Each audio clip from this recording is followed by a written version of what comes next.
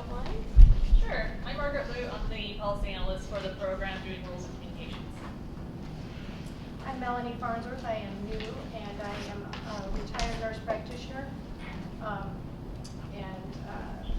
many years of experience in palliative care and oncology. Andre Uso, the manager of the medical marijuana program. Sarah Bennett, accidental activist turned intentional advocate, dispensary owner, farmer, and distributor. Hi, Bob Blake, kind of the same as Sarah, more on the medical research side, but also a cannabis grower, processor, dispenser, and wholesaler. Hi, Art Richards. I'm representing the MS Society of Oregon, an advocate. Allegra Rainey, patient advocate, co-owner of Collective Awakenings, grower, processor, all the above, patient advocate. And I'm Shirley Patton, and I am Andre's assistant. And who do we have on the phone? Tristan here, Tristan Reisbar. I'm clinic manager here of Mothers Against Misuse and Abuse in Bend. I'm advisor for the City of Bend's Police Department, amongst other little duties as well. This is Todd Delato. I'm a horticultural scientist, president of CAN Consulting, and director of horticulture for Oregon Sun Farms here in Corvallis.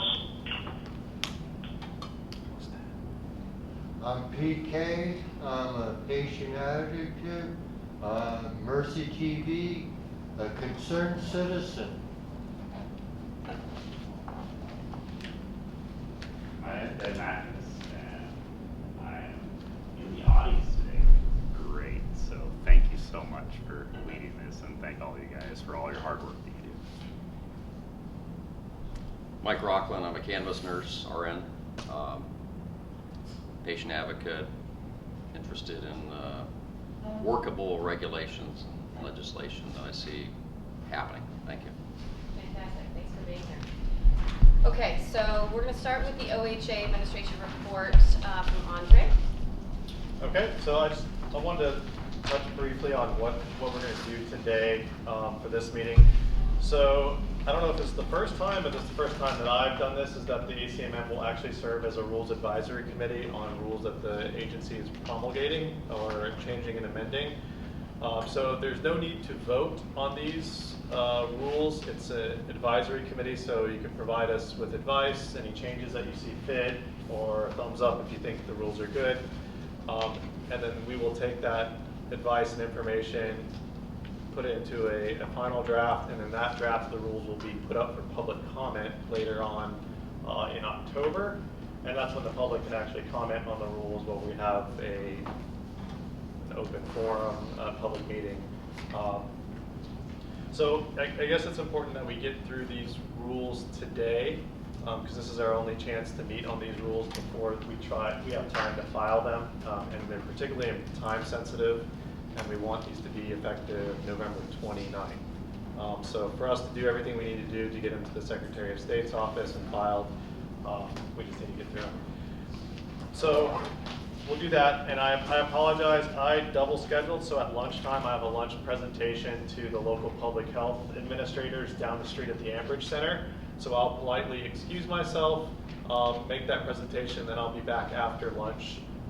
Margaret Lute, who is the operations and policy analyst and our rules coordinator, I'll leave you guys in her very capable hands as we review the rest of the rules if we don't get to them by the time I have to leave. Okay, so Shirley was kind enough to provide copies of the most recent snapshot, and there's just a few for July, so pretty up to date. We'll have probably August coming out in the next month or so. Just want to mention a few things. First of all, card applications are still pretty slow going. So we're at 58 days, which is not statutorily compliant. However, we do prioritize cancer patients, minor children, and HIV/AIDS patients, so they do get moved to the front of the line. And 58 days is the total time for complete and incomplete applications. about a third of our applications that we receive are incomplete or don't have discernible information, so that does pull back on time that applications are completed.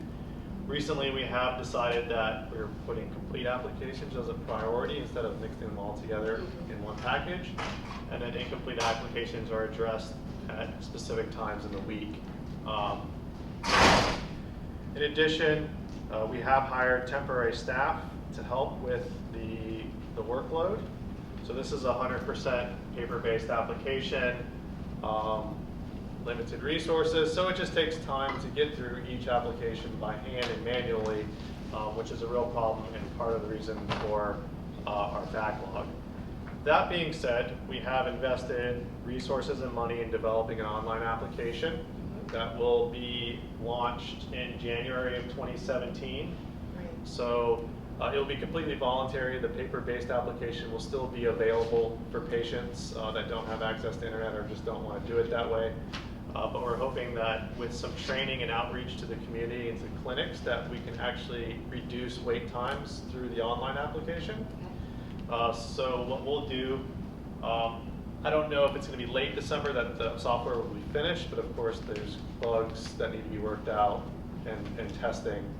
I would like for ACMM members to take a look at this online application as it's in its beta mode. Absolutely. And we'll have you guys kind of test drive it a little bit. And if it's at a point where we can make some fixes that you guys noticed, then we'll do that. And then the plan is to launch it in January and then to make a tour of the state like we did for the reporting and tracking training, to do that for the online application, and with the goal of getting clinics on board with the online application, because I feel like that would really put a dent in card waiting time. Absolutely. And Allegra, can the outreach committee work on this in tandem? Yeah, and really provide some support? So that would be great if I'll get in touch with Allegra on outreach. Because I don't mind traveling. And I'll be a part of that too. Clinics or anything like that either. Yeah. Please keep me in the loop on that one, Tristan here. Okay. Is there anybody else from the committee that would like to participate in that, assisting the outreach and the ACM? What is entailed in that? It's as Andre just explained, it is, the beta testing is one avenue. Another avenue is we have an outreach committee where we go out and we can outreach to the clinics that exist that provide the recommendations. And so it's communicating with them and also helping to educate them in this new resource that's about to come online. Okay. Another update is that we had our first clinical guidelines work group committee meeting last week. So this is something that the legislature directed OHA to develop a clinical guidelines work group of physicians, DOs, and MDs in writing a report to the legislature recommending how physicians should recommend the use of marijuana to patients. Okay. So right now I think we have about there are about 6 or 7 physicians on this work group. They're a very diverse group of physicians and practitioners. So we have physicians that have no experience with cannabis, and we have physicians with a lot of experience with cannabis. We have clinicians in private practice, we have those in academia, public health, and then physicians that also work in clinics, cannabis clinics. So our next meeting will be probably at the end of September and October. They're public meetings, anybody can attend and observe. Probably another meeting before the holidays, and then we'll be drafting a report to the legislature that's due in January. And where is the notice for those meetings posted on the Oregon Authority website? What division or department can you find that information? You can find it, I think it's on the OMMP website. Oh, okay. Our website's pretty big, so it might have been hidden. But we'll make sure that it's visible, and Okay. we could probably put it on the same page as the ACMM. I think will probably be the best idea. Thank you. And what are these physicians reporting on? Are they advocates, cannabis advocates? No, not necessarily. So, for example, I have a There is an anesthesiologist that also recommends cannabis to patients on a regular basis. We have a physician that works at the Compassionate Care Center. We also have physicians, a pediatrician that is in private clinical practice. We have a pediatric neurologist that is in private practice and also at OHSU. And we also have a public health physician. And so they're writing their opinion of, I'm not clear So what they're reporting.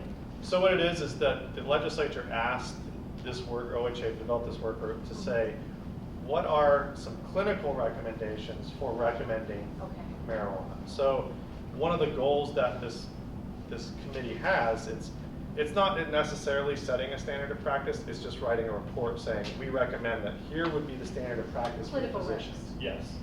You are aware that the VA physicians are all afraid to write, aren't you? Yes, I am.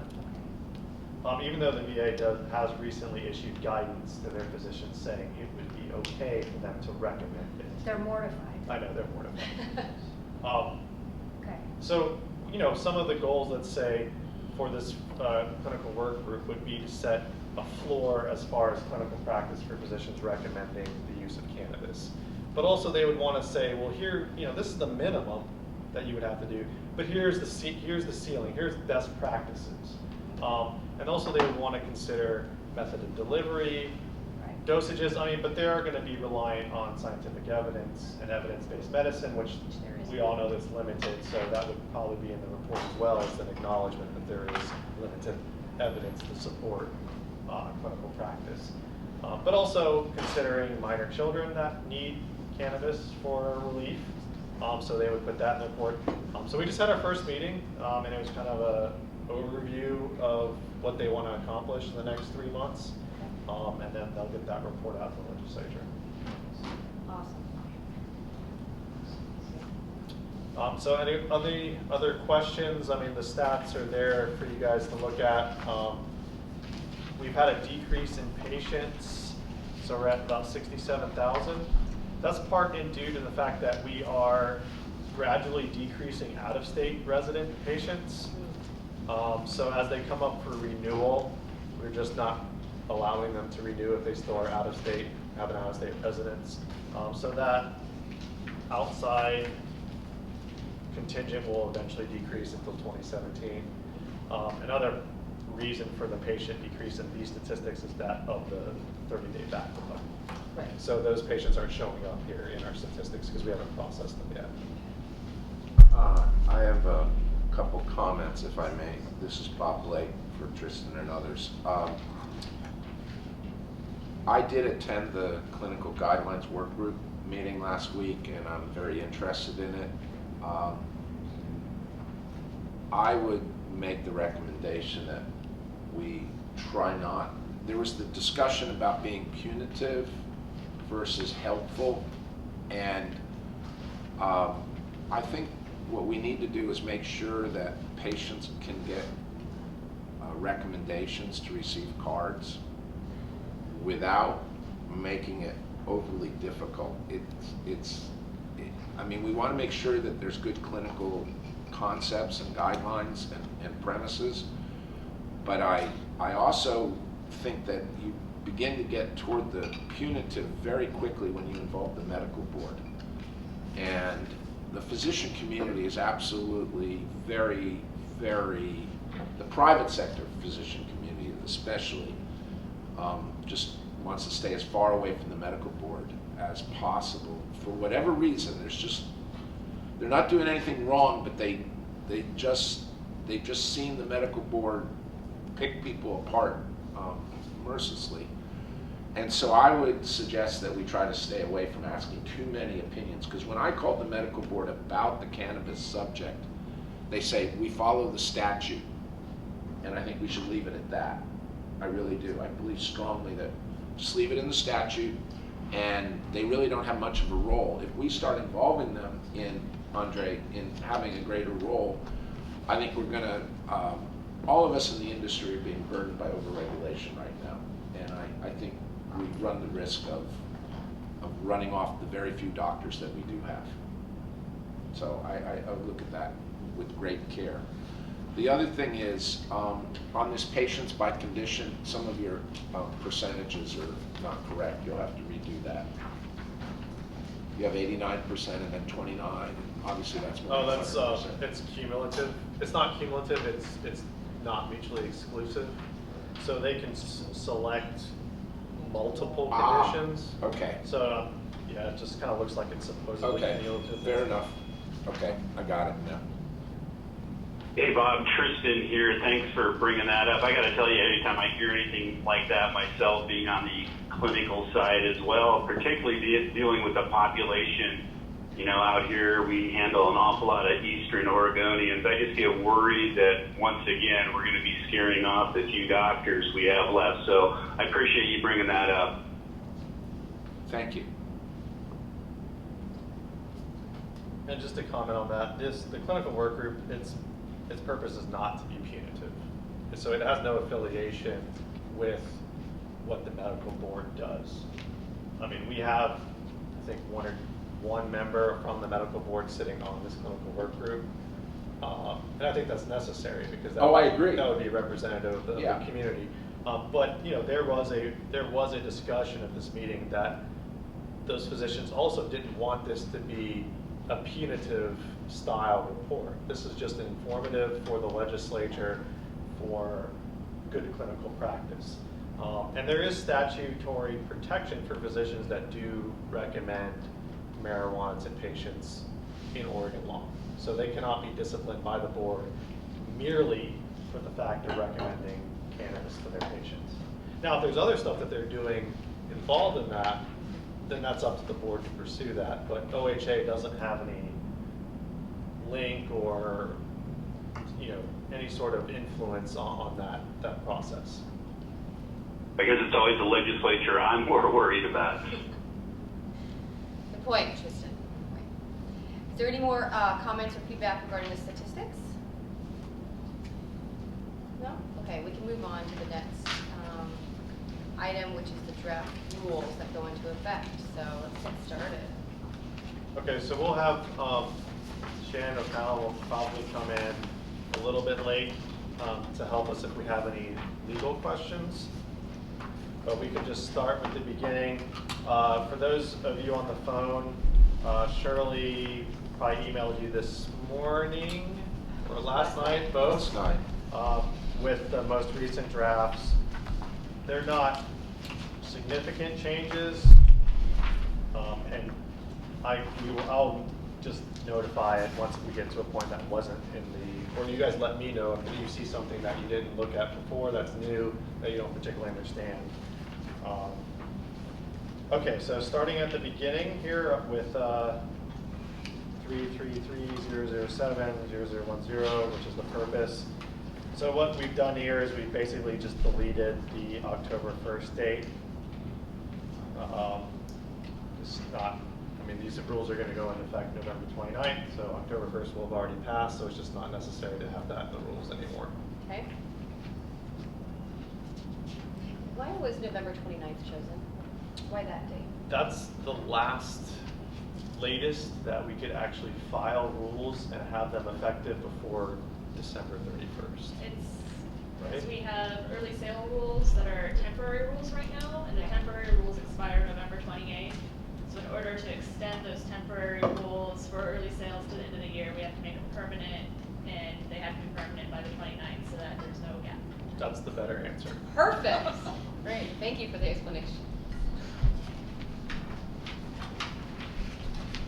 Okay, so on page 2, now we've gone into labeling requirements. So the purpose of this rule here, if you look at it's 0090 subsection 4 little c and then big A and big B. There were products that were too small to contain all the information that was required on labeling. So OHA would write to rule that you can have a peel back label or an accordion style label that can contain some of the information in 4B of that section. So you would still have to have the information on your product container that was the principal display and the warnings and the concentration in THC, but all the other stuff, Nutritional facts. or Yeah. Things like that. That could be on a- See on an yes. aspirin bottle that you peel. correct. Okay. Correct. So that just allows people with very small containers to additional space that, but still have the labeling, meet the labeling requirements. Correct. And then, of course, we reduced the font for that information. So the font was all set at 8-point for all information, but the information that we felt wasn't, I guess, the primary principal display information can be 6-point font, so a smaller font to accommodate those smaller containers. The 6-point font is only allowed for the smaller containers, just to make that clear. Okay. It's So not 8 for all products across the board, it's just for the small containers. And then the required warnings still have to be an 8-point font. Is there a definition in here, so forgive me if I'm, haven't read through everything. Is there a definition of what is a small container? That is actually on sub 4, the beginning of that section. That goes into the small, well, sub 4 goes into the small containers, and it just says a container that because of its size does not have sufficient space for a label. So it's open. It's Yeah. open. Okay. Yeah. Okay. It's going to be a judgment call on the processor. And OHA will be pretty flexible with that. I mean, if the processor says it's, something like this, then obviously we're going to say okay. Right. But if it's like this and they say it's too small, then we're going to Yeah, for the disagree. labels I mean, to we're not stay. going to, we're going to be flexible but reasonable. Okay. Now, you guys are being OLCC because they're Oh, the well, ones. we're coordinating with We're OLCC coordinating. on this, so they send us questions and we kind of go back and forth on it. So it is OLCC that does the label. Just want to make sure because we're getting doubled everywhere else. I just want to make sure it's the same or something. And then if you go to subset on the next page, page 3, if you go to subsection 15, so this deals with the extract cartridges specifically. So this is very specific to vape cartridges. So it basically says you don't have to have all the required labeling, but you must have that warning, keep out of reach of children. On the actual On cartridge? the actual cartridge, itself. yeah. Okay. So the actual cartridge doesn't have to have all the specific labeling. The package still does. But once you take it out of the package, you put it in your vape pen, what's the point of having all that labeling? Right. Other than just, we still want the child safety warning there. So this is for both the symbol as well as the text Yeah. reach children Yes. on the cartridge. Okay. Did you have a question, Larry? No, I'm glad I don't have cartridges. Oh, me too. That's ridiculous. So Shannon, we just got started. Okay. Thanks for joining us. Yeah, thanks.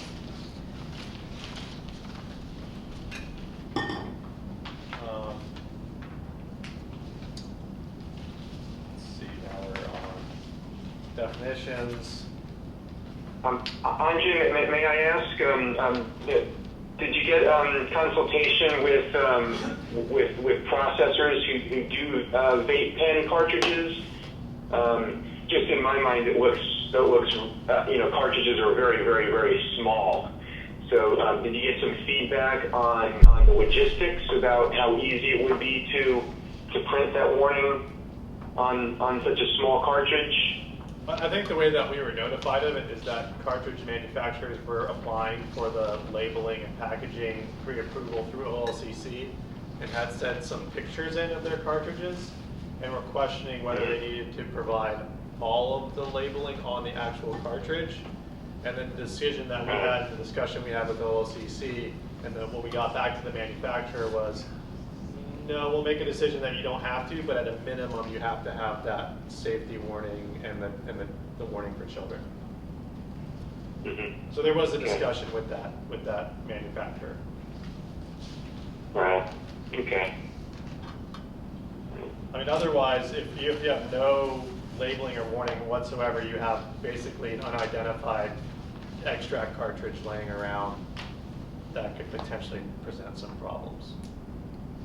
Right. Yeah. I could see, putting the universal symbol on there, and then getting into some text. I'm just wondering if the cartridge manufacturers feel like that's easy to comply with, or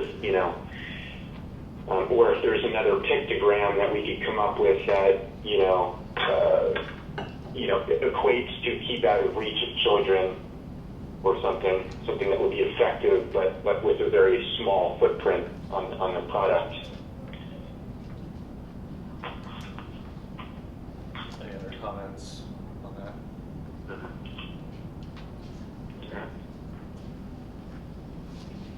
All right, thank you, Todd. Sure.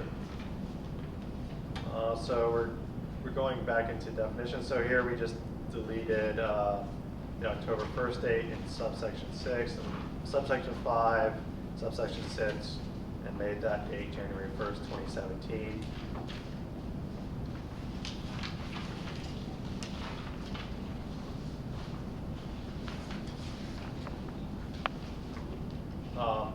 If we want to go to retail marijuana item concentration and serving size limits, it's division 70210 on page 5.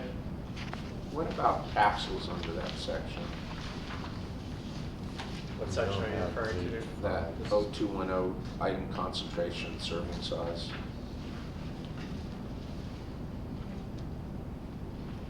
I guess it's table 1. So how is that relating to capsules? Does it apply here? Retail marijuana item? Or medical marijuana concentration limits? I've always questioned how capsules are considered. Yeah, so what we've done here is it used to say, well, if it can't be capable of being scored because it's not solid at room temperature, so we've deleted because it's not solid at room temperature to leave that more of a judgment call on the processor as far as their ability to score a product. Well, you can't score a capsule. Right. That's right. So we know. So that now this rule, the way that we've edited and amended it, would allow that capsule manufacturer to set that concentration and serving size limit in a different way rather than scoring it. So they would just have to basically label their bottle or package with what a serving size is. For example, 1 capsule is a serving size equals 5 milligrams. Okay. So this came about because we were getting all sorts of edible products like cupcakes that manufacturers didn't necessarily want to put lines through because they wanted to keep them nice looking and presentable. And they were kind of handcuffed by the fact that, well, the cupcake doesn't necessarily melt at room temperature, but we felt that, okay, we'll remove the temperature and the solid language and leave it more of a judgment call on the processor. And that applies both to retail and medical marijuana items.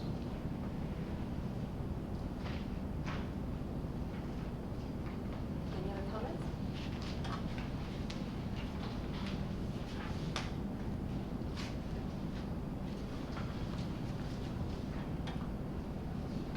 Okay, so purpose and effective date, we just delete the October 1st date here. So some editing. So now we're into overall definitions in Division 8.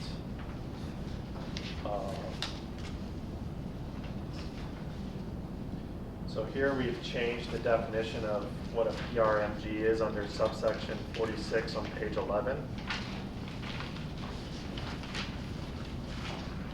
Can I ask a question about that? Sure.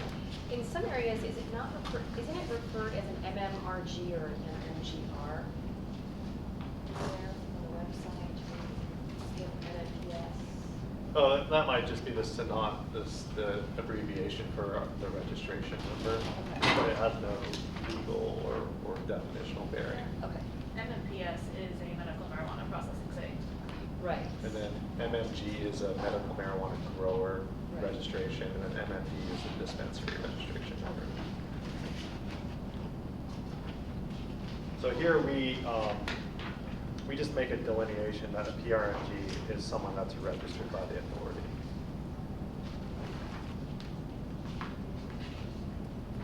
not to be confused by a producer on the retail Of side. the OLCC. Right. Right. I mean, in order to be considered a PRMG by the authority, as it applies to this rule, you have to actually be registered. So, not just be an applicant or have been designated by a patient, but you have to be registered by OHA. Right. Yeah. Which is a separate number identification than your OMP number as a pro. Paycheck. And that's where you pay the extra $200. Right. Basically, to be a PRMG costs you an extra $200 now. Everything costs you more now. I understand, but I'm just Like trying saying to wedding. verify. Now it's marijuana, you say marijuana. Well, here it's, a patient who identifies him or herself as a person responsible for a marijuana grow site. So that could be their own personal garden, but they wouldn't have to pay. Correct. So if you can have up to 12 plants for you and your spouse at a household, considering your spouse is a patient as well, and you wouldn't have to pay. Well, let's talk about that because we've received a lot of letters and emails in the mail and a lot of complaints on this subject. And we are now, this group is in a fairly public position. Granted, this is my first official meeting, but I've read this stuff and I'm concerned. I'm concerned that we've raised a lot of the prices, the costs, and we're getting a lot of patients who are having great difficulty affording this. So we basically have a transition period going on where we have a lot of people who had, you might call in the industry, cards stacked, and now they're transitioning, the assumption is to an OLCC licensed grow site. So the number of cards that will be registered as PRMGs, I think will significantly decrease next year. So this might be a blip, but I think we really have a fragile population out there that are these patients who actually grow for themselves and need more than a small number of plants, particularly now that there are no more growers growing really as in the volume that we used to have with medical. So I would like to, this may not be the spot right here in this discussion, but I think it needs to come up at some point in our meeting today of how we're going to address these complaints that we've been receiving. And I heard you, Andre, say something about, well, you can have 12 plants if you and your wife are there. Can you just go over that again so I understand it more clearly? Okay, so a situation where you would not have to pay to grow would be if you're growing for yourself at your own residence, and you can have up to 12 plants at that residence. If you have a card. Yes, of course, if you're a medical patient and then a grower. At your own residence. At your own residence. As soon as you take it to another location. Then you have to pay. And as soon as you distribute it into the dispensary system, then yes, you have to pay. Or as soon as you have over 12 plants, then that would indicate that you would have to pay that fee. Is it 12 plants because it's a husband and wife? Because it's a household. Or a household. Husband, wife, wife, and wife. So you're allowed to brother, have 12 sister. per household? At that residence. You're saying if they're both, you're saying so if both As long as husband there's and two card holders Yes. there. Yes. If right, there so are two husband and card wife, both patients, both growing for themselves at their residence, right, 6 each, and in fact, at that household, you could have an additional 4 under Measure 91. You could? Yeah. So you technically could have 16 plants. 24. If you have 2 card holders. 16 mature plants, let's even be more specific. Yes. 16 plants in flower. Yes. You could have an unlimited number of plants not in flower. Theoretically. Yes. Theoretically. Theoretically. Yes. Am I- Yeah. So you have 2 card I holders. want to be very clear for the record here because Yes. we're going to get hammered on these points. Well, it's pretty. It's not that complicated. I agree. That's why I want to But make sure. I want people to understand that I think I think that people need to get their own individual legal advice about the immature plant issue. I think the Oregon Health Authority has been clear that it's not going to enforce any limit on immature plants. How law enforcement is going to view that is entirely another matter. Yeah. Thanks. Yeah. Yeah. And if you don't have them specifically separated or tagged as flowering or veg, they will also do whatever they want. Right. They will tell you that that's not flowering. So you really want to watch your P's and Q's. Right. And then in the extent of law enforcement inquiries, they will call us. They do. And they will say, we're at this residence. A, is it a grow site? We can say yes or no. And then we can tell them how many plants, mature plants they can have at that grow site. So that's all the information we provide them. So going back, Bob, going back to your question. Yes, as sir. long as you have 2 card holders in that household, whatever their relationship, it doesn't matter. They can have 12 medical plants, and then there are 4 additional retail, rec, whatever we want to call it, adult use plants. Per card? No. No, it's just Per per household. household. Per household. Yeah. And they would not have to pay a grower fee. I think, Andre, when we answered one of the gentlemen who wrote into us, or wrote into me, or I responded, I don't know. I don't know where it came from, whether it came through the general ACMM mail or whatnot, but I responded to the gentleman. And I think this response was acceptable. I think 16 plants in flower will produce quite a bit for an individual patient. 2 patients. Or 2 patients. What happens if there's 3 or 4 patients on the same resident and have a separate card? Yes, and then they would also have to pay the grow site fee. So once you, But they're Justin living here. there. Hey, you know, my concern once again is this sounds all great with plant limits, but they're still going to end up with no doubt more than 1.5 pounds of dry usable herb themselves, and they're going to be more than likely out of compliance from that end. So let's not forget about the amount of dry usable that's currently allowed for these folks. so Madam Chair, I think this is a good conversation. I think we need to have this conversation, but if we could table the conversation until after we get through the I whole agree, discussion. I just brought it up because it hit this point and I didn't want to forget. And then, Thank you, Andre. Thank you. okay, so we'll Keep on going. We'll get on. But no, good conversation, and I'm glad that we need to have it and kind of bring it out. Okay, so page 13, I'm on Division 80023. This is the patient application review process. So if we look at subsection 2, the change here is the authority can reject an application as incomplete if they don't provide us the minimum requirements for that application. Otherwise, we would notify the applicant, which we currently do now. We either do it by phone call, email, or primarily the letter, and then give them 14 days to submit any missing information. So the reason for this rule here is that since the legislature mandated that we issue receipts, we have been receiving severely incomplete applications. People have put in advertising flyers into an envelope and sent it to us with a return receipt, a U.S. mail return receipt, in the hopes that we would issue them a receipt for 30 days to have access to medical marijuana. So we see this a lot. Or we see something where, let's say, full payment is required of $200. People will send in a nominal fee and then expect to have a receipt or an application processed after that. So what we want to do here is that if you don't provide us with the application, the payment, the government ID, and the APS, we can basically say, we're sending this back to you, try again.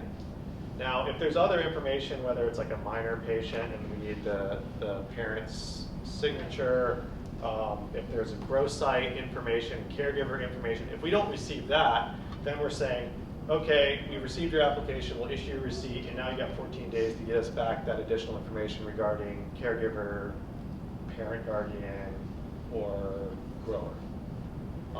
So we felt that this would be kind of a fair way that the authority can get through applications faster, a fair way that we could process applications for people that have taken the time and consideration to send us a complete application, but still allow for some corrections if there is missing information.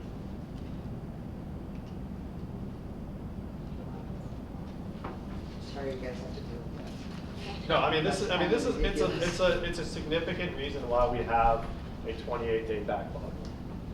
We just received about a third of our applications are just severely deficient, and we have to notify them and give them 14 days, and then send a mail out, and it just it takes away from the people that are actually doing what they need to do to get a patient card.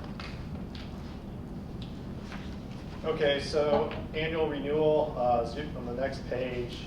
So this is a rule that implements the legislative mandate from this session, saying that if you have a 100% total disability rating as a result of your service, then you do not have to get an APS every single year. What does it go to? So those veterans would still have to apply and pay the fee, $20 fee for all veterans, but they don't have to go to a physician, because the concern was they go to the VA clinic, the VA doctor says, I don't want to even deal with this. The veteran then has to go to some other physician, pay out-of-pocket expenses for the exam, and then do this year after year after year, even though the VA has told them that they're 100% disabled. And so legislature just made this law, and we're just implementing it.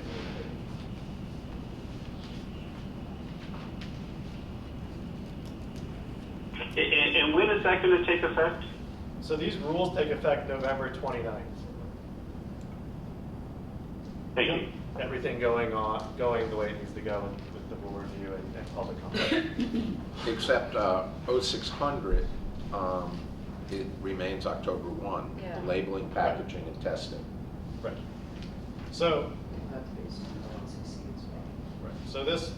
So before, previously in our last permanent rule iteration, we set a deadline for October 1 for stuff that needs to be labeled, packaged, and tested accordingly by the new rules. That still remains the fact. And we'll get into, there's some other caveats to that and some exceptions, and we'll get into that a little bit later.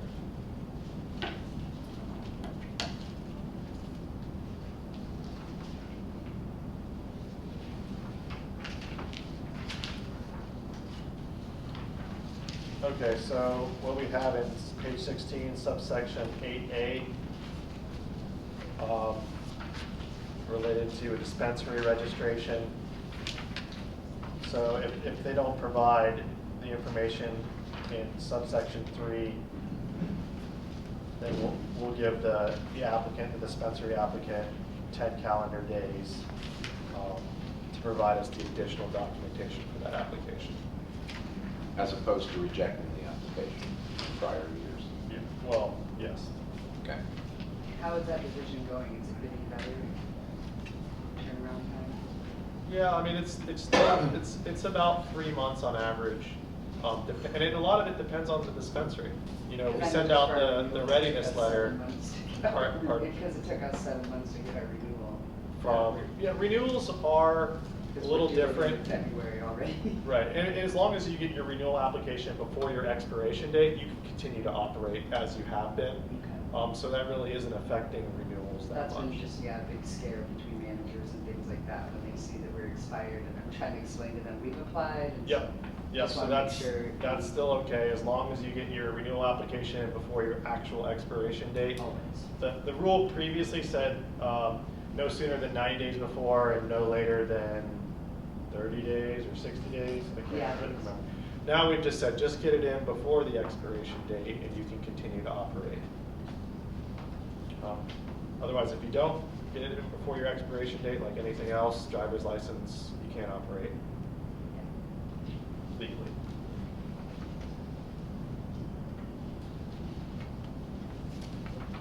Okay, so now we're into more dispensaries, so it's page 18, limited access areas. I have one question on page 17. Yes. It came up with a question on somebody. A public, I guess, the definition of a school is under Oregon law, correct? We're using the Oregon statute to define what a private, public, or elementary school or whatnot is. Is that correct, Shannon? I mean, daycare centers or different things to say, I'm teaching kids are not necessarily covered under this. No, it's K through 12. K through 12. Yeah. And Okay. it has to be a combination. I think it's not just kindergarten alone. It has to be kindergarten in combination with some other grade. But it has to be under Oregon law, a registered sort of facility under. Not registered, because private schools and things like that are not actually required to be registered or anything with the Department of Education anymore. So, I mean, public schools is sort of an easy one. I mean, it can be challenging sometimes to determine what is a school and what's not, so there's sort of criteria that we apply. But if it's a place where, under Oregon law, your child would be considered to be getting credits because kids are required to be in school, then it would be a school, but of course not if you're just homeschooling. I remember it was like. Hey, remember, Bob, here in the city of Bend, the city added daycare centers. It's not a state thing. Right.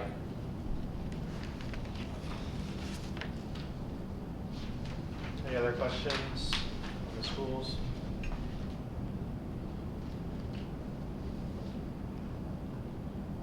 Okay, back to page 18, limited access areas. It's a change of language. Here we delete point of sale and make it clear that it's a limited access area that the public cannot have access to.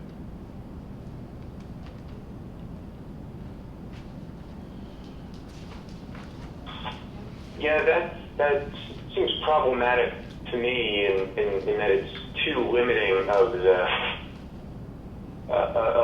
a unique kind of commercial space.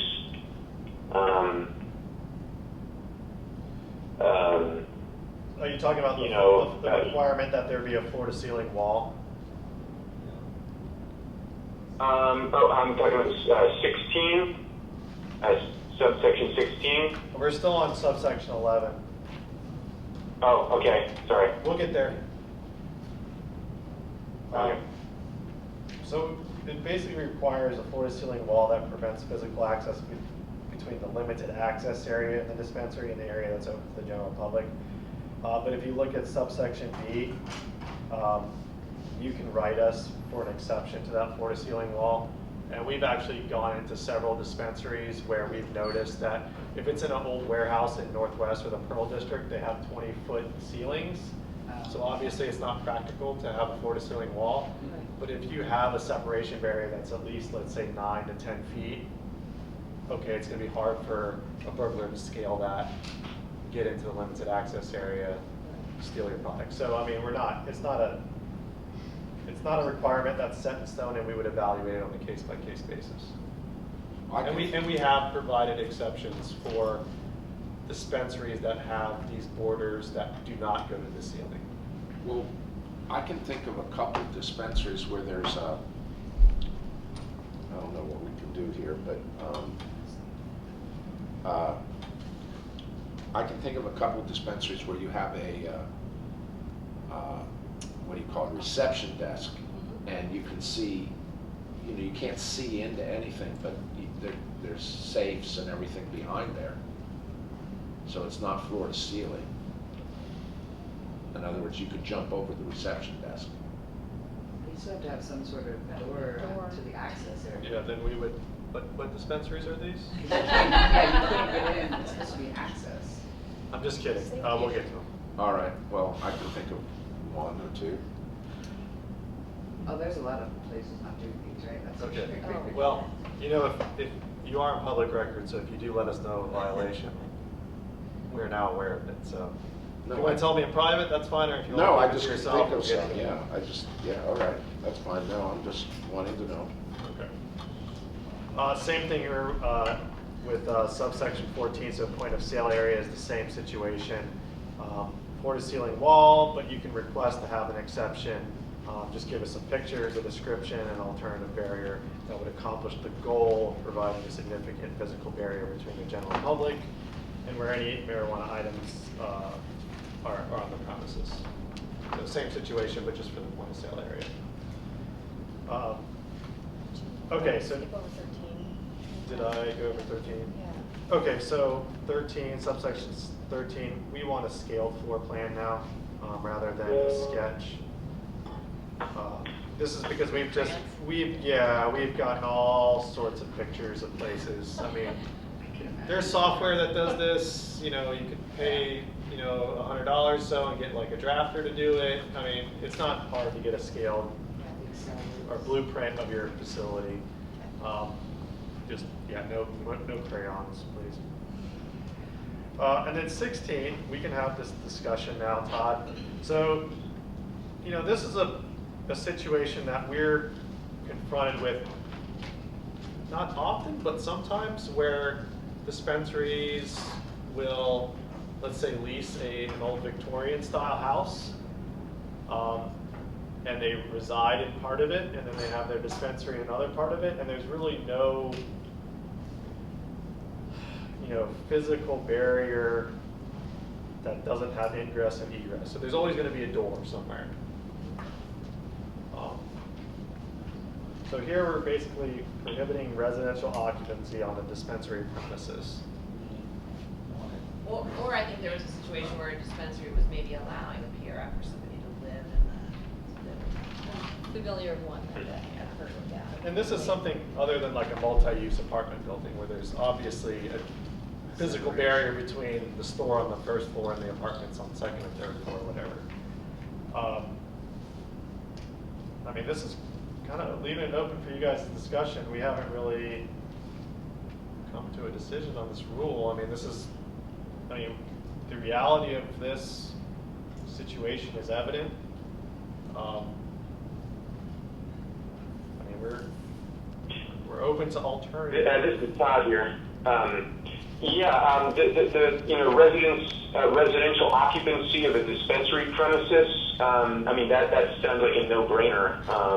It seems like that's already prohibited. But what concerns me is when you have unique commercial spaces, like shopping malls, for instance. You know, I'm looking at the language in 16 above the residential part. Right. You know, that would, you know, prohibit a dispensary from being located in a shopping mall type of situation, you know, where there's kind of a common space of other businesses, and it just seems the way it's worded is rather limiting to a lot of situations I could think of. And I'm not really sure what communication of space means. So maybe if you could explain the intent behind that, I could understand a little better. So could I piggyback on that and discuss if, there was a multi-unit facility and there is a hallway where there's a restroom that is commonly used by all of the tenants, would that? But you'd have to go out of the dispensary, right, into a common space, and then go into the restroom. That's not what we're talking about, huh? Not always. Sometimes it's limited access areas Right. that have the back door of that limited access area is the shared hallway that leads to the bathrooms. Yeah, so I think that's kind of the situation Well, with Todd's example, is that One of the things, Tristan, here, that at least I've been involved with in the city of Bend is actually always in this urban growth boundary issue here. And it's always a discussion of we grow out or grow up. And basically right now we've been growing up. And so the city here actually encourages a lot of businesses to have homes with them. And We've got actually little development areas here in Bend where specifically those buildings exist for that very reason. And so just from a zoning standpoint, I know it has nothing to do with us really, but I just thought the conversation should be urged or anyway, and maybe discuss it. You know, our city would actually encourage that to happen here in Bend. So just maybe a little different way of looking at it over here. So here's kind of what we've been discussing internally. The purpose of this rule is to prevent theft and diversion, right? So we don't want someone sneaking in the back door from the adjoining space and pulling supply out, or for some reason that being an avenue, a physical avenue for diversion. So, you know, does it matter that that it has to be a wall with no door and no windows? Because that's basically what no communication of space is saying here. Or if you're going to meet the intent of preventing diversion and theft is, well, then you need a locked door that remains locked at all times, and then you have cameras at ingress and egress. Which is those are already required. Right, but not for the separate facility, but not for facilities that share spaces. But you're still supposed to have cameras on the outside and inside on every entry and exit. But they don't necessarily do in these situations. That's the other, I mean, the residential piece, you know, someone living in the same space, the security camera coverage is actually one of the issues. I mean, it creates a real privacy. I could definitely see it in the residential, but I've been to a bench shop. A friend of mine has a dispensary there, and he's separate. He's got like 4 bars around him, and you know, it's like this whole thing. They all share one bathroom. So I mean, so that you could, they all have a hallway. So you could exit the dispensary into and the you would hallway. need, right, and but I mean, you need a key to get back in, right? I mean, it's not. He's got one of the, yeah, it's a push right. door, yeah. So that, I could definitely see that, like, So, I mean, we're not, they share yeah. a Subway and the pizza place, they share a hallway, so I could definitely see. And as an agency, we're not stuck on this rule. That's why we're Yeah, asking no, you guys' this is advice. great. Is like, I'm glad we what's the better discussed it. solution here? I don't know if you want to recognize members of the audience or not. Yes, Ben Magnus. Sorry, I just would like to thank you guys for indulging me, but I would say as a classic example, to be where we have a commercial, when you start taking the zoning, I'd recommend that you take the industrial, have the residential be a no-go, right? Like you have the same word, but get rid of the industrial or other commercial. As an example, if you have a dispensary that wants to take advantage of selling CBD-only products that are not allowed in the dispensary, you have to have a separate area for it. It's a separate area for selling lighters or anything else that's non-dispensary related paraphernalia. That creates a separate retail environment. You've now created a separate store. By the nature that, you know, that's commercial, that's a separate endeavor. You walk in to your front reception area, you have your CBD ointments and things that aren't qualified, you have your chewing gum and stuff. Then you walk into your dispensary. By the definition of this, that would not be allowed. They would have to walk outside the building and come in through the front door. And so I would say that the nature of commercial structure, being in real estate my whole life, and specifically commercial, this would affect detrimentally many dispensaries. And I think it's an unintentional consequence that may come up. And I think that it would also guarantee taking advantage by local municipalities that didn't want to see dispensaries, wanted to sort of, for lack of a better word, you know, start redlining areas. So here's my proposal to adjust this rule a little bit. I'm sure Shannon can tell me later if I'm off base. Is that the requirement be that the occupancy or tenant space must be completely separate, but with a locked door at all times, only accessible to employees of the dispensary? Does that make sense? Yeah, get rid of commercial and the other things, yeah. I think the only other question is whether or not, you know, you sort of want to keep the wording the way it is for residential and make a distinction between residential and other sort of commercial. Because I can understand that, making them walk out their front door to go to their side door. I mean, Yeah. Or if you have or if you have a situation where a processor and a dispensary are on the same property, but it's owned by the same entity, and of course, so if you want to take you're making, I don't, you know, brownies at your processing site, you also own a dispensary next door.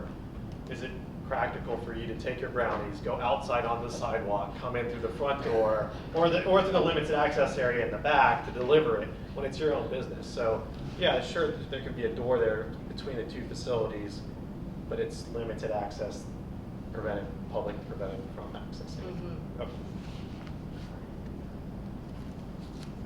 So we keep the residential. Here's my side of question on this whole thing. So we have a dispensary here in town that's located in the middle of a large structure of many businesses, and it's all on private property, and to get onto it, it's basically in a courtyard area that is, I guess, technically outdoors. How would a facility like that be affected?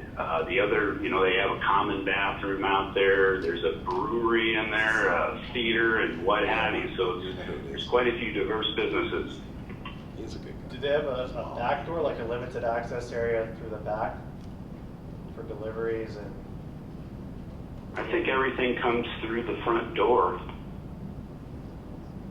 I mean, I couldn't answer that question without seeing a floor plan or seeing it physically.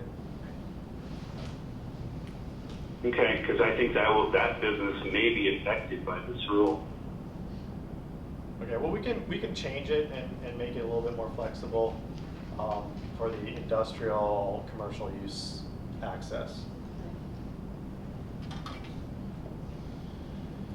Okay, next rule, Division 8, 1190, testing, just deleted the entire rule. It's not necessary because we have Division 7 testing rules now.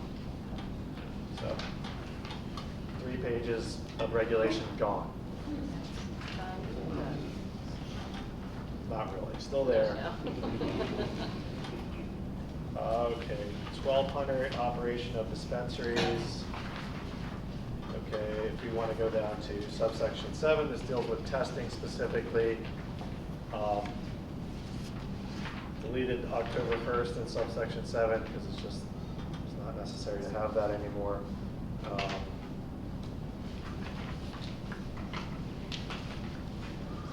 So what 7B says, dispensary may not transfer a marijuana item that has not been tested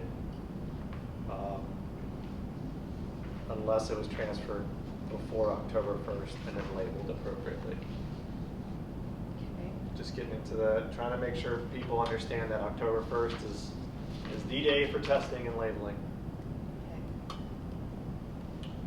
Same thing for package and labeling. And then in subsection 9, which I think people will be happy about, is we've removed the October 1st date for the licensure by ODA for a dispensary. So they can continue to sell those food products in their dispensaries after October 1st. When does that take effect? 1/1? Yeah. Okay. So we're giving people 3 months. Good, because the ODA just sent us their stuff yesterday. Yes. They're just now coming around. Right, and we're in talks with the ODA to coordinate that. Everybody's on waiting game. Yeah. Next rule, 1225 packaging. It's not necessary. It's taken care of by OLCC rule. Delete that entire rule there. Hey, Andre? Yes. Sorry. This sub 9 probably needs to say on and after January 1st, 2017. So we didn't put in a date. Okay. So we'll have to do that. Thank you. Otherwise it would be required. Yes. So what Shannon said, for those of you following along, going back to subsection 9 on page 22, we did cross out October 1st, but we should probably indicate that it's January 1st, 2017. Otherwise, that rule would be in effect November 29th.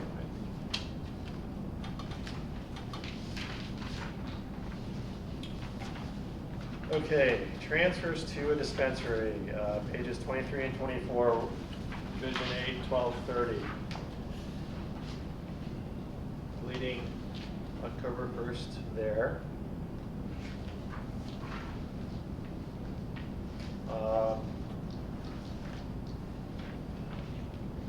Transfer records will provide a form for that to happen.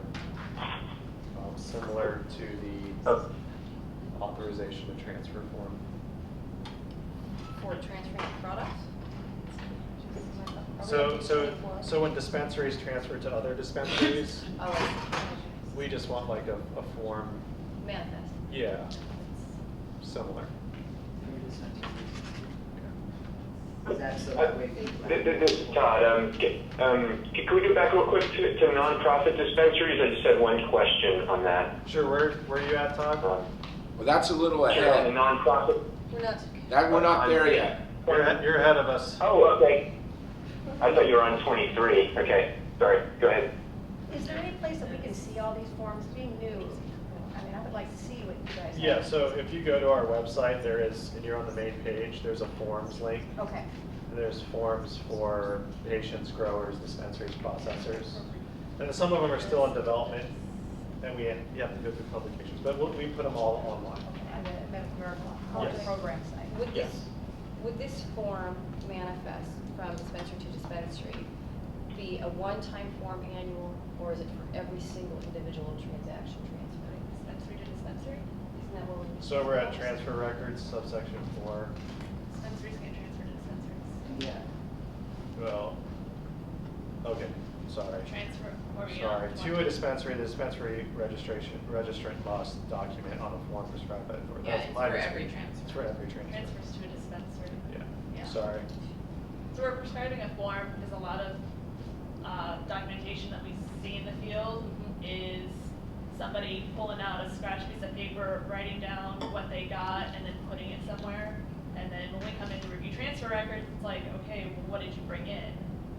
And they go and find the scratch piece of paper. And they're like, I think it's this. I thought we were Like, having nobody's transfer consistent form. about how they're recording this information. A lot of it's just chicken scratch on whatever they can find at the time. But they have to have an electronic data management system which talks about their inventory, because they can't have more than 5%, and there has to be a transfer authorization form.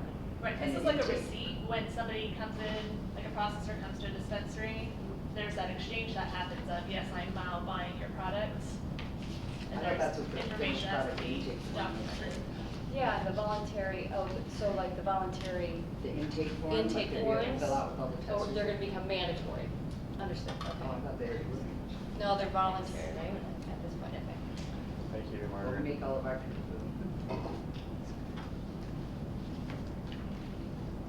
And then we added under big F the harvest or process lot number. And this is in case the product, if it's adulterated in form or mislabeled, we can trace it back because we don't have metric. If we had seed to sale tracking, we wouldn't have to have this process. We don't. Where is this? If you just page 25 at the top, page F, so the form just has to document harvest or process lot number. I'd like to call an audience member. Sure. Anthony? I had a question on sub G, the amount of reimbursement paid. Is reimbursement even relevant now?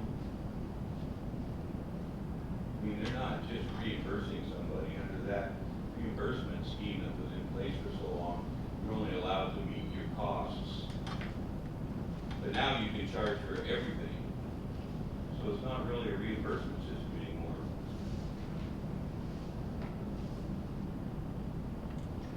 Thank you, Anthony. Thank you for. Yeah, that's a good point. Very good point. I'm gonna look and see what the statute says. Okay. Thanks, Shannon.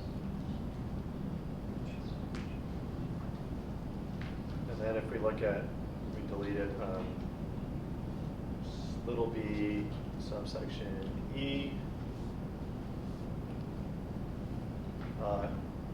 Deleted that because the producer and the processor have to get the item tested.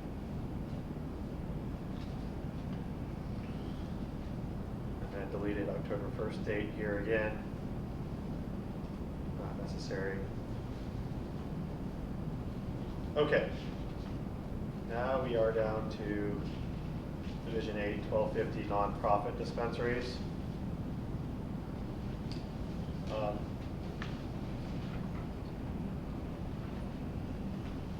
Todd, did you have Yes, some yeah, now we can take comments specific regarding questions. the on this. nonprofit? Sure. Down in 2E, I was just wondering if annual income at or below the federal poverty guidelines will be the kind of the primary criteria, because perhaps this nonprofit dispensaries would have other criteria for which they would give away cannabis. Such as someone who's not below the poverty line, but just, suffered, a major injury and they don't, they don't have, situations like that where income isn't really the important criteria of a person's situation, like they're a veteran or something.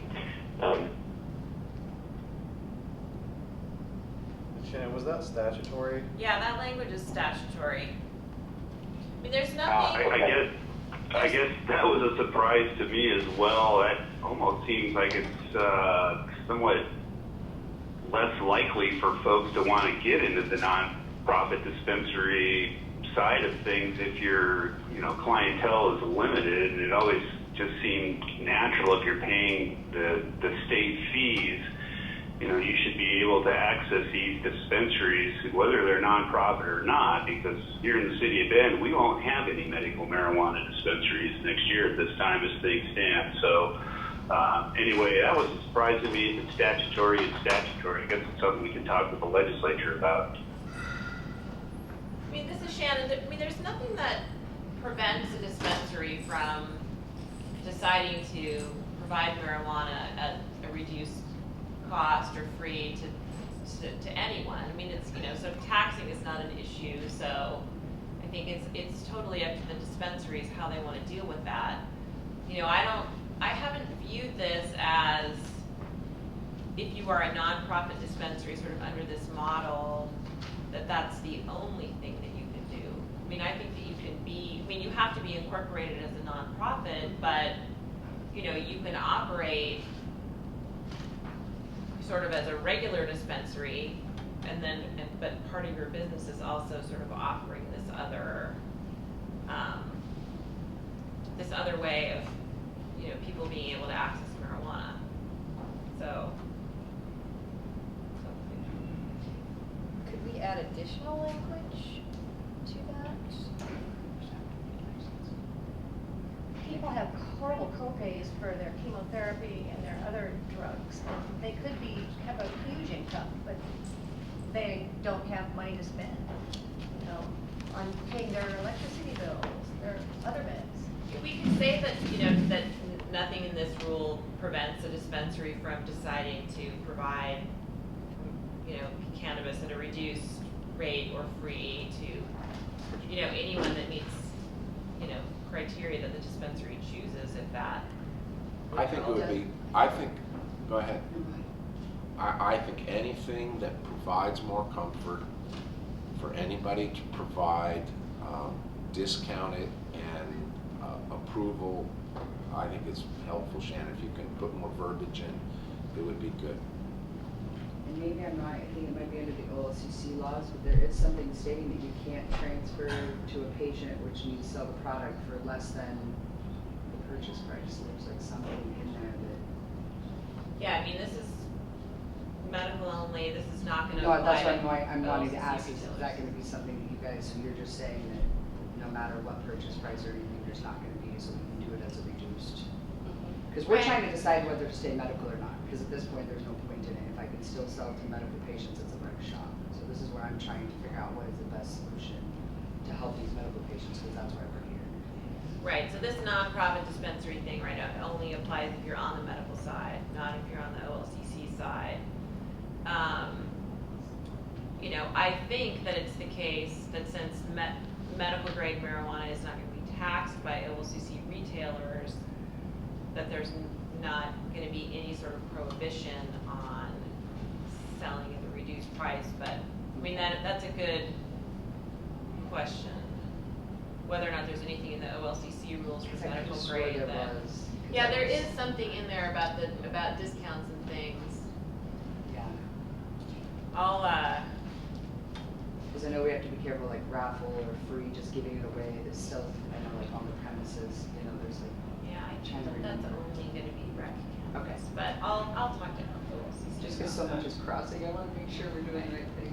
I'd like to call on some audience members. You had your hand up for a moment. What's your name? Lauren Terry. Lauren? There are those of us that actually cringe with the thought of the Liquor Control Commission, you know, controlling medicine. So I had a completely different vision of the way it would work myself, as far as a standalone co-op maybe style, nonprofit dispensary. But we'll see how it goes, I guess. Thanks, Tristan. Lauren? I would say that I think local law enforcement, in some cases, in my experience, we had vandalism on our farm and we just wanted to make a police report so we could get insurance to help pay for the shed that got burned down. And because that local law enforcement was under the impression that we have to be nonprofits by default, they were under the impression that to be a medical grower, you must be nonprofit and can never charge. So that theoretically they were saying, well, you guys better not be making any money or else you shouldn't be out here.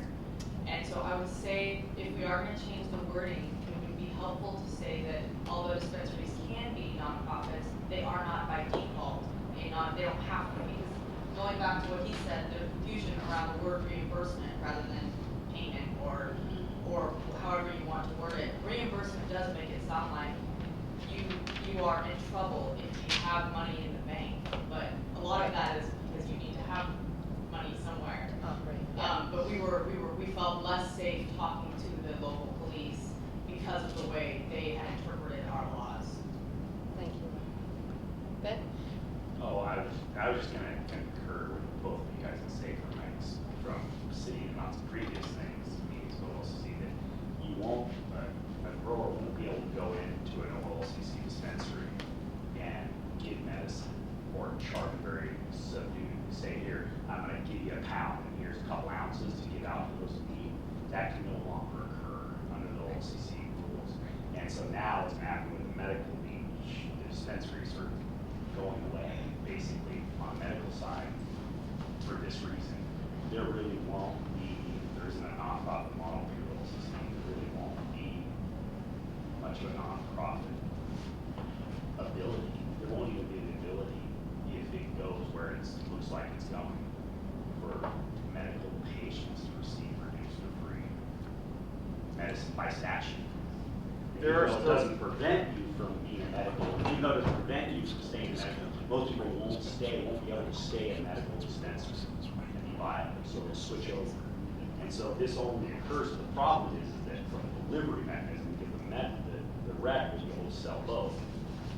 The problem is practicality wise, you won't have anybody take advantage of it. And again, on where all the shops will exist on the rec level, they physically will be against the law to take advantage of it. It seems like that maybe that wasn't the intent overall, and I know that there is a way, with ways to change some of the nonprofit and allow, I think on the grower side, the key is to allow gifting.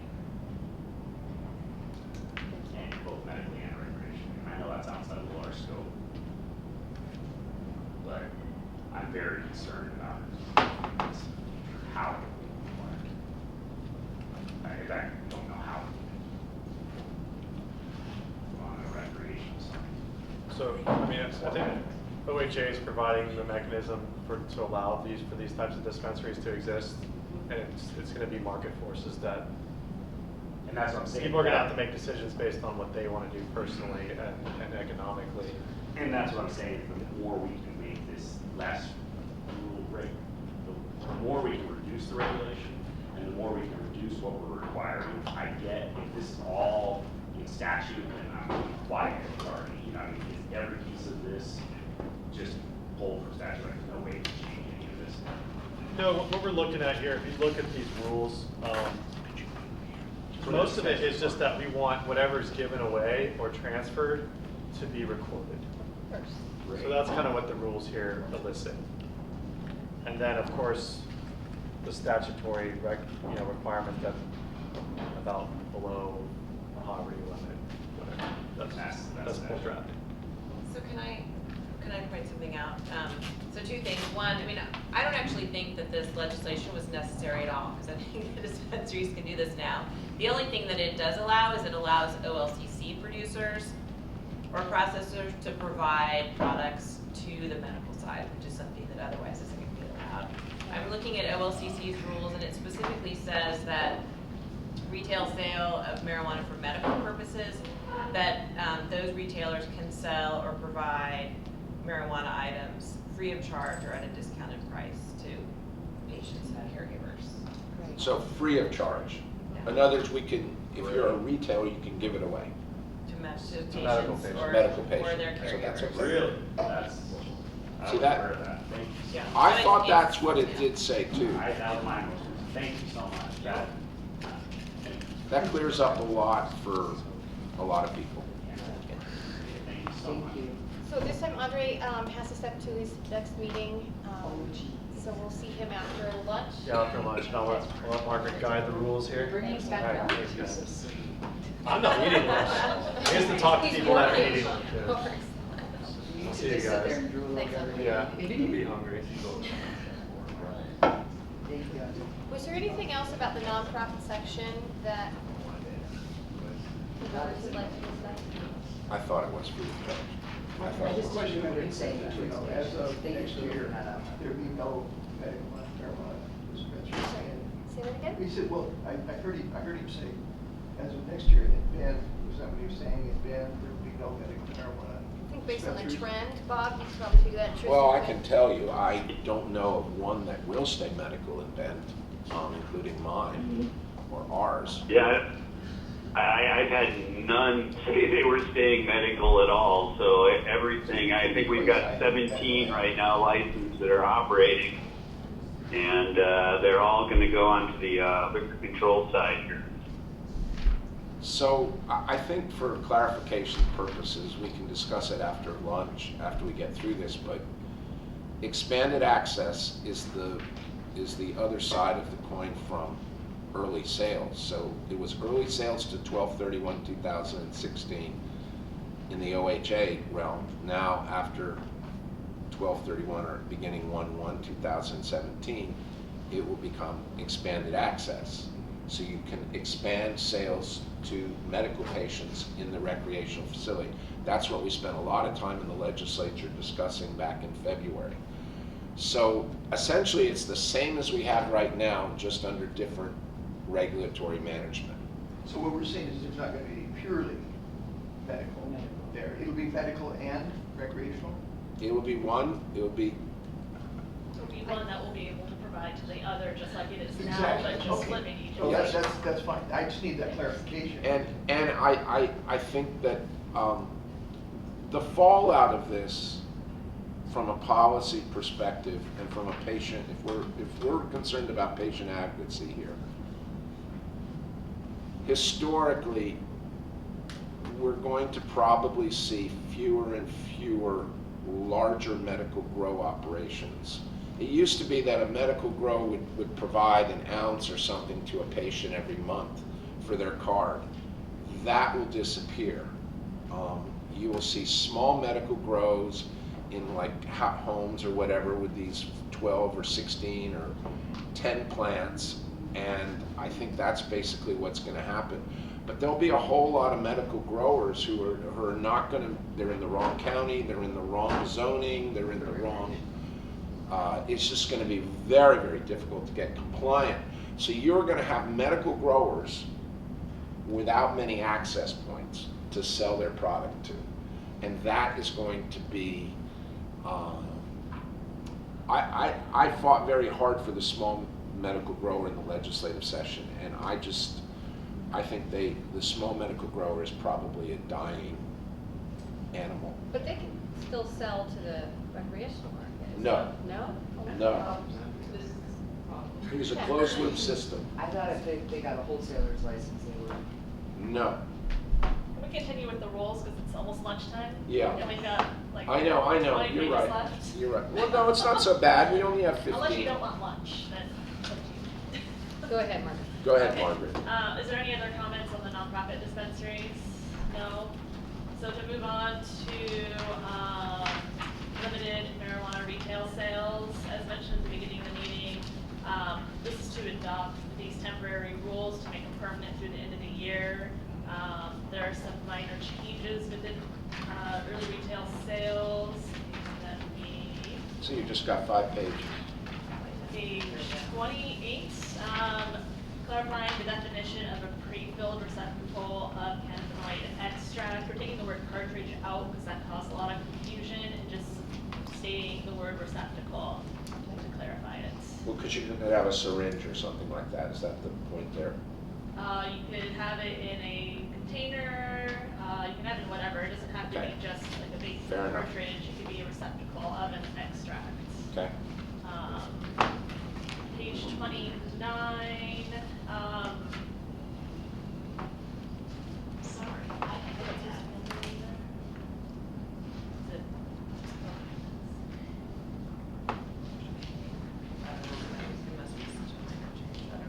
Okay, I'm trying to see what the, Probably just taking out a space or something. yeah, it's probably just taking out a space on sub D of subsection 12.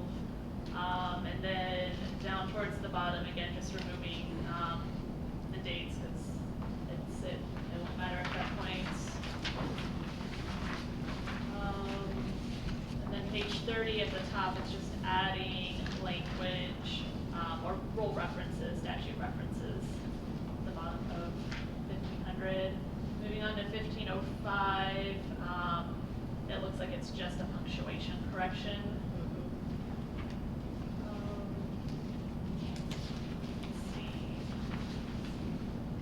So as we move into the processor section, you're going to see a lot of the same changes that were made in the dispensary application process. So this is going to be fairly quick to go through. It's basically making the same changes of what documents are going to be required and what the process is going to look like. So on page 32, where it says documents required under sub 3, it's the same thing we mentioned earlier in regards to dispensaries, just for processors. Page 33 is also similar in clarifying language for processors to mimic what it said for dispensaries with limited access area, and also the residential and shared space issue, which will, whatever we do on the dispensary side, will copy over to the processor side. So we already had that discussion. Page 34, same thing at the very top about residential occupancy at our processing sites. Page 35, sub 9 for 1740. It's just updating language and dates as we talked about earlier with processor or with dispensaries. So no major changes there. Page 34, same thing for processors. There's going to be a form, an intake form, like we talked about for dispensaries. It's the same thing, just for processors, for when they're doing from processor to processor transfers, or the patient caregiver grower transfers to a processing site.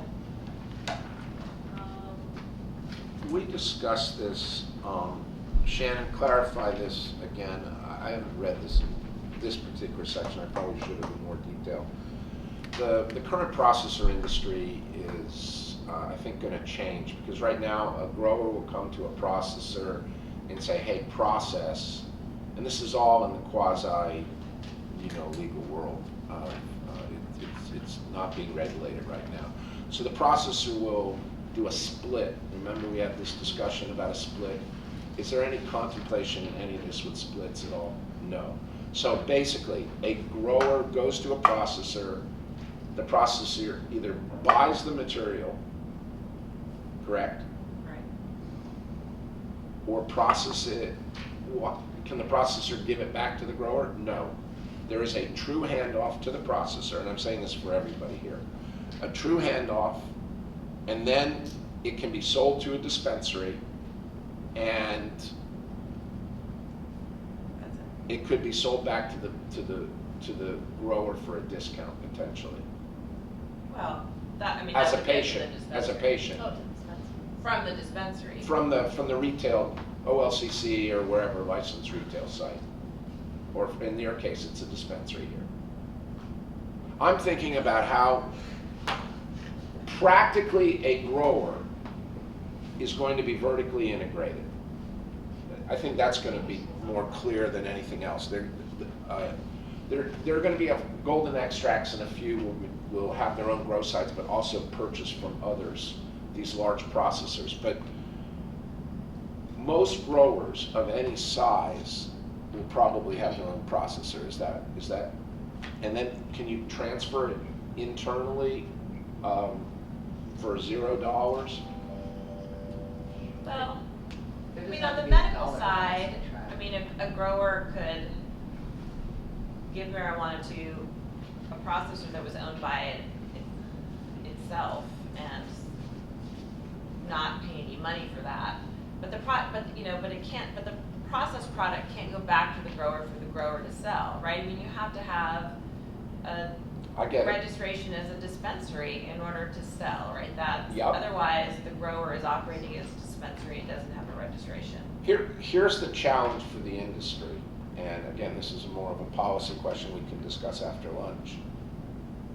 Medical patients, if you start talking to the doctors more and more, and as the industry evolves, patients are going to smoke marijuana very much less than they do now.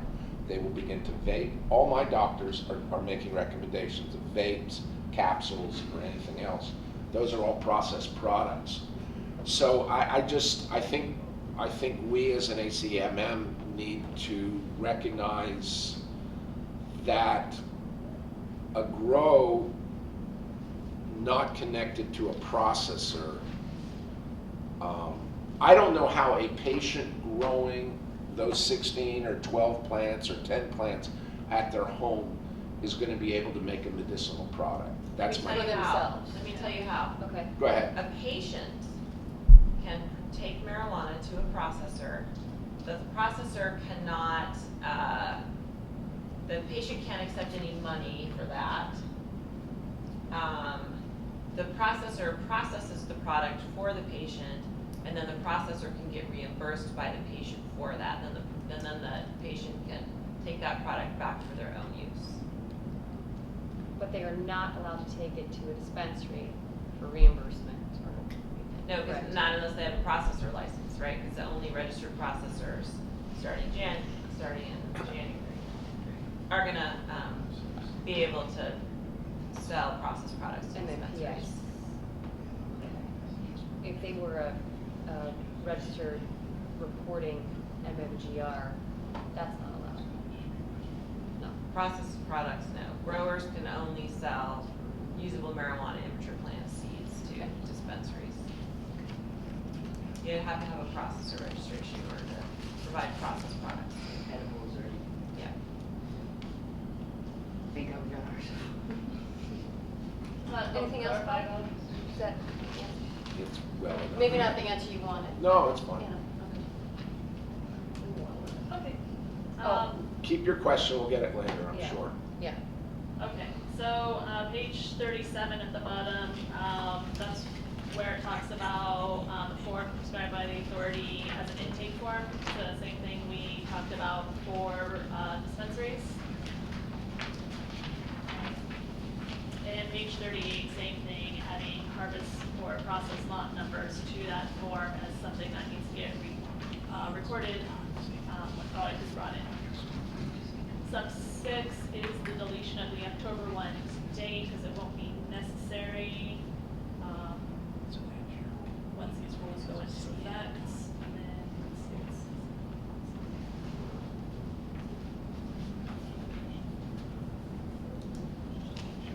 sub 7 is being deleted out because there's with the new testing rules, it kind of takes care of that one.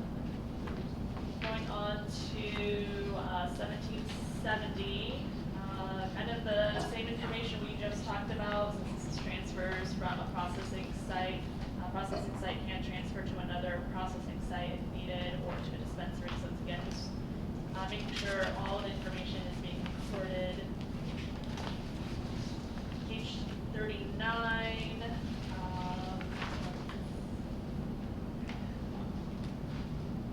it's just clarifying what information needs to be recorded there. Then section 333-008-2120, there is some clarification being made for surveillance equipment and how it's to be locked up, located, and all that. And that continues at the top of page 40. There's just corrections made as we added the sections before. 2190 enforcement. There's clarification being made for follow-up action from dispensaries after inspection. In sub D, it talks about a written plan of correction that's acceptable, that the authority will notify the registrant in writing with a specific date of when they need to come into compliance. That's just to kind of clarify the process a bit more. And that's kind of what the rest of that also says.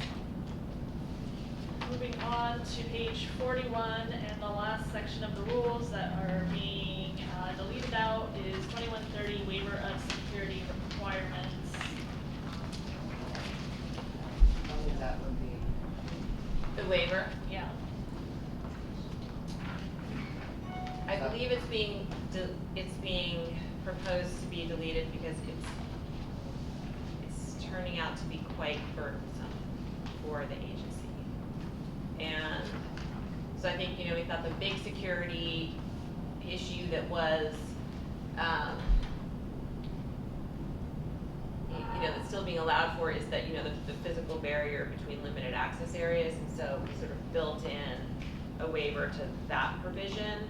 But just having a blanket, like being able to ask for a waiver for anything was sort of too much. And so I think for now, the agency would like to not permit that. And I'm sure they can talk to you on a per basis or something.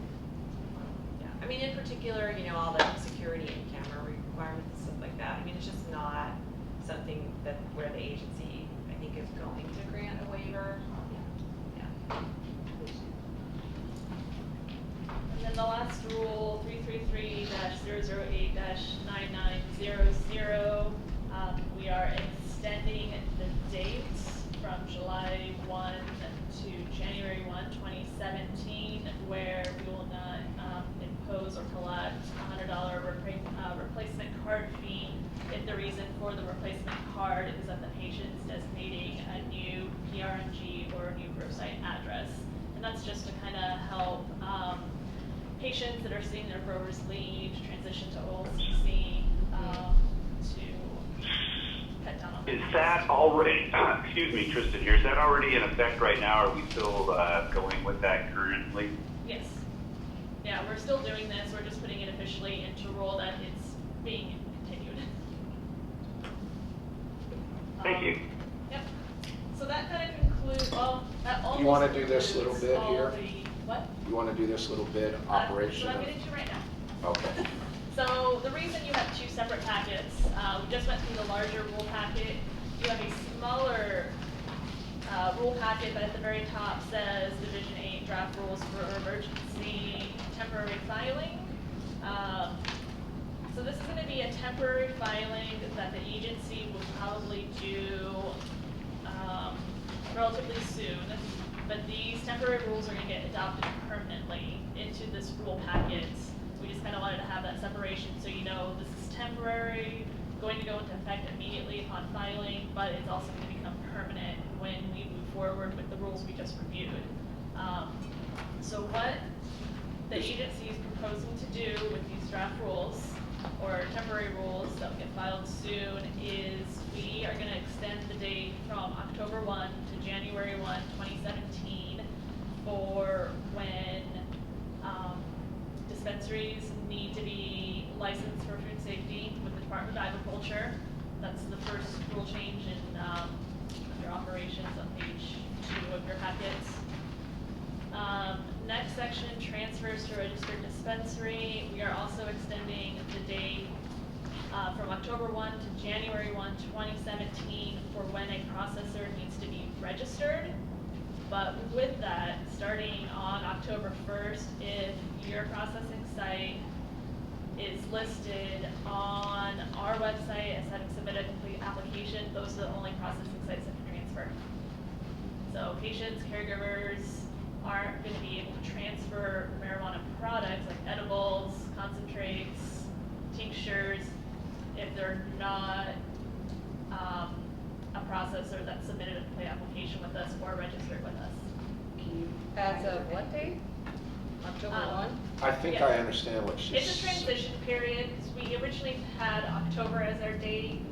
With going through applications for processors and the amount of time it takes to kind of go through those and get paperwork back from applicants, review that and have them move through the application process. We're finding that we may not have anybody registered by October 1st, but to allow products to continue entering dispensaries so that patients and caregivers can purchase. Yep, we're gonna allow anybody that's gonna be listed on our website to continue transferring. It's just. I think this is hugely important and was a real benefit for the processor community. I thank you for doing that. Yeah. But That's that is, huge. as of October 1, they have to be on that list.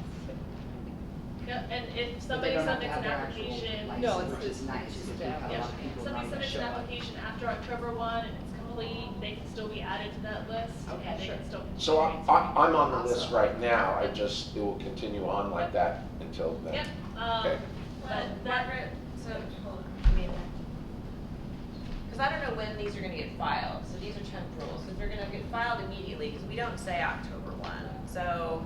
okay.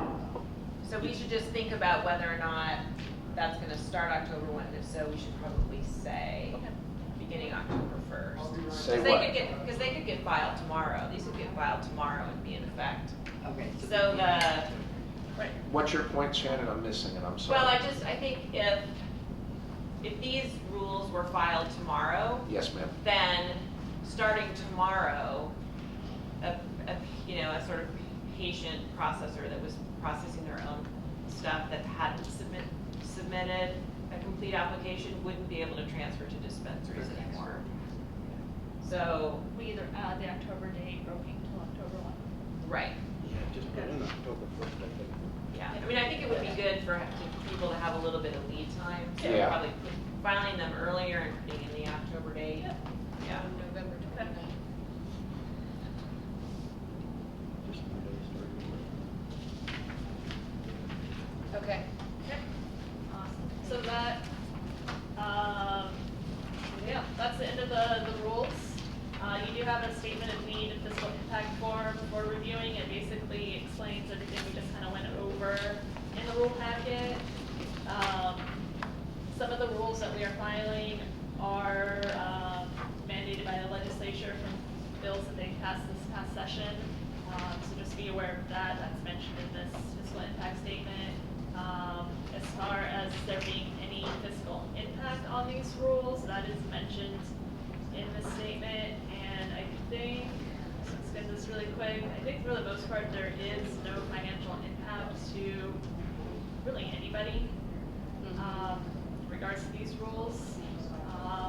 But please review this and get us comments when we reconvene after lunch.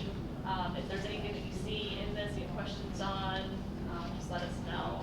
We'll kind of start the next part of the meeting with asking if there's any questions on this impact statement. Okay. And other than that, we can Have a lunch. review. Okay, so we're gonna, I have one, it might be kind of off, but I'm just trying to remember exactly when, because I think it's backwards, but we can't sell hash right now, because it's considered the, I'm gonna say this wrong, considered the extract and not the concentrate, so as of October 1st, can we sell the extract? I'm I not think I'm sure saying about that any of that. backwards. I don't understand. For early start? Yeah, No, I mean, the early start rules are set. okay, I just couldn't remember if it was in there, so. you What's the said- difference, just so I understand it from your Well, perspective? technically, we can't sell hash even though it's water-based, because it's under the way that it's. Yeah, so to retail customers. Well, define Is what this you a consider to be concentrate? hash, okay? I just want to make sure. Water hash, a hash, like water hash. Because it's a concentrate. Like bubble? not a- It's considered, yeah, I was saying that backwards. Yeah, so I think you can sell. Like ice wax and stuff like that? Yeah. Okay. Because you can only sell the extract. So under- processed, Yeah. I just try to remember when the. Yeah, it's extracts that can be sold to retail customers during early retail sales, And not concentrates, concentrates. and not, yeah. Which seems, What we were mandating. let's sell something that's chemical and not. I know it's not. Okay, so we're gonna break for lunch. We have 1 hour to 11:51. We'll be back at 12:51.